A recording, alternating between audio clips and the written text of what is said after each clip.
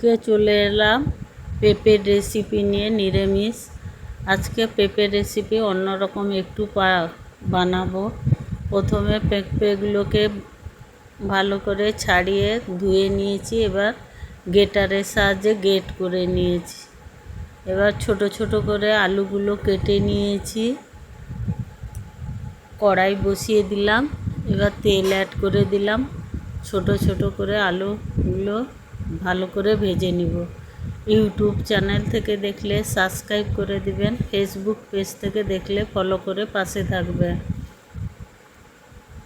অন্যভাবে রান্না করব, কিন্তু নিরামিষ একবারে। আলুগুলো ভাজা হয়ে গেছে। এই রকম পেঁপে রেসিপি বানালে আর অন্য কিছু লাগবে না, খাওয়া হয়ে যাবে নিরামিষ দিনে। ওই তেলের মধ্যে অল্প একটু চিনি ফোড়নে দিলাম। চিনি থেকে যতক্ষণ না কালার বেরোচ্ছে, এই দেখুন কি সুন্দর একটা কালার বেরিয়ে এসছে। এবার গোটা জিরে, গোটা গরম মশলা, শুকনো লঙ্কা, তেজপাতা ফোড়নে দিলাম। ফোড়নগুলো ভাজা হয়ে গেছে। এবার কুচনো টমেটো, পরিমাণ মতন লবণ, পরিমাণ মতন হলুদ দিয়ে দিলাম। আগে থেকে একটা মশলা বেটে নিয়েছি, গোটা জিরে, গরম মশলা, আদা অল্প দিয়ে ভালো করে বেটে নিয়েছি। এবার ভালো করে কষানো হয়ে গেছে। এবার ভেজে রাখা আলু দিয়ে দিব। আলু দিয়েও আবার একটু কষিয়ে নিব, যাতে আলুগুলা সেদ্ধ হয়ে যায়। এমনিতে আলু ভাজার সময় সেদ্ধ হয়ে গেছে বন্ধুরা। এ দেখুন কষানো হয়ে গেছে। এবার গ্রেট করা পেঁপেগুলো দিয়ে দিব, দিয়ে ভালো করে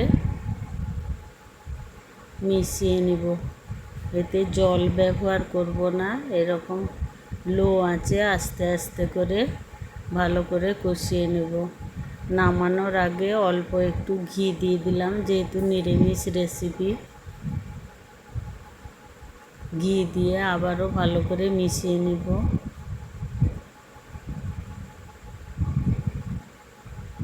এই দেখুন মেশানো হয়ে গেছে ঘিটা।